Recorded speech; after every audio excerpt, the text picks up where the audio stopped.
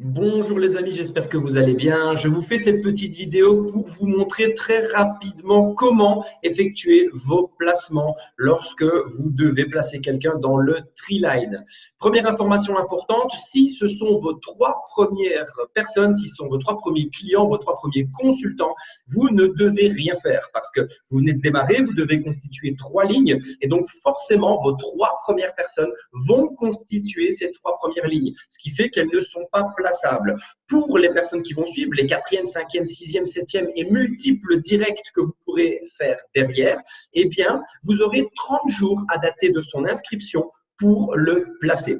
Première information importante, deuxième information importante, tant que cette personne n'est pas placée, vous n'avez pas la possibilité de percevoir du résiduel dessus. Votre résiduel est basé sur les personnes actives dans votre Treeline. S'il n'est donc pas placé, parce que vous n'avez pas encore pris la peine de le faire pour des bonnes ou moins bonnes raisons, un oubli ou une question de stratégie, il ne comptera pas dans votre résiduel.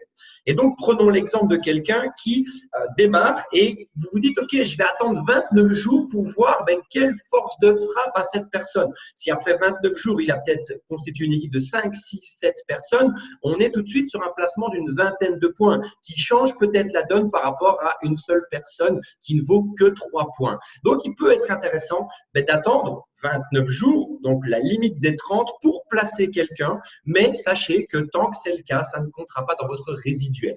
Maintenant que cette petite parenthèse stratégique a été expliquée, je vais vous montrer comment faire pour pouvoir le mettre au bon endroit.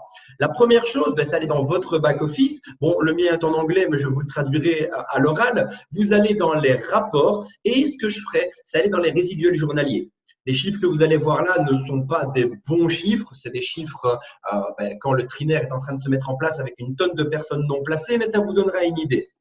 Dans le cas de figure fictif qui est celui-ci, vous voyez qu'il y a 3 équipes et que ces 3 équipes sont relativement disproportionnées. Ça veut dire que là, je vais checker où est-ce qu'il est intéressant pour moi d'aller placer cette nouvelle personne. Indéniablement, ça sera dans la branche Growth State IMO SPRL ou dans la branche Isabelle ici en l'occurrence. La première branche étant une branche trop forte dans le schéma que vous voyez là, qui je le rappelle est un schéma fictif parce qu'on est en plein transfert dans le Treeline. Ce ne sont pas mes chiffres réels du tout. Mais dans ce cas-ci, je vais mettre ou chez Growth State ou pourquoi pas chez Isabelle. Deuxième chose que je vais faire, c'est aller justement dans cet arbre pour voir un petit peu où est-ce que ça serait intéressant de le mettre. Je vais aller dans arbre et je vais regarder là où c'est le plus cohérent pour moi de le placer. On va donc retrouver les 3 équipes que je viens de voir dans la partie résiduel journalier.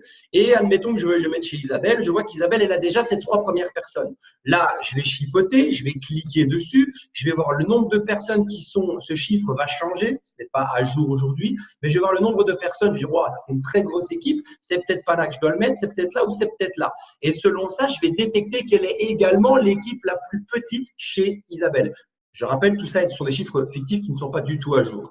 Dans ce cas-ci, je vais aller chez Julie. Je vais regarder chez Julie, il y a bien 3 branches. Et je vais chipoter comme ça pour trouver, selon ma connaissance de mon équipe et les chiffres que je vois, la personne sous qui on va le placer.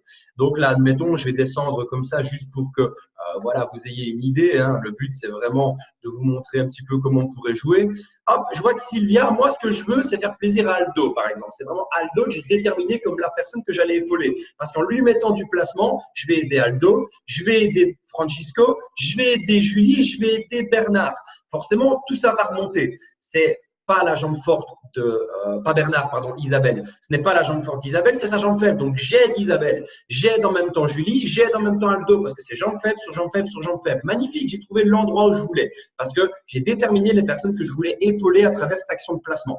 Je trouve quelqu'un qui n'a pas ces 3 équipes constituées, sinon ça n'a aucun sens. Et je vois ici que voilà, Sylvia n'a pas 3 équipes, Sylvia Basso.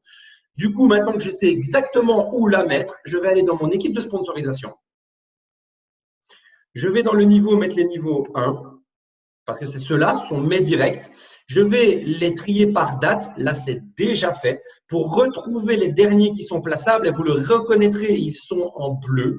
Je vais cliquer sur cette personne et je vais noter le nom. Je ne sais plus, je crois que c'était Basso. Et je vais noter, voilà, Sylvia Basso. Je vais noter son nom. Je l'ai retrouvé, je clique et j'appuie sur Save. Ici, je ne le fais pas parce que ce n'est pas l'opération que je veux réaliser, c'était un exemple. Je clique sur Save et la personne va automatiquement être placée dans le tree line. On aura donc Sylvia Basso qui va avoir 3 points de plus. Si cette personne ne vaut que 3 points, elle n'a pas constitué d'équipe. Et toute la upline, pareil.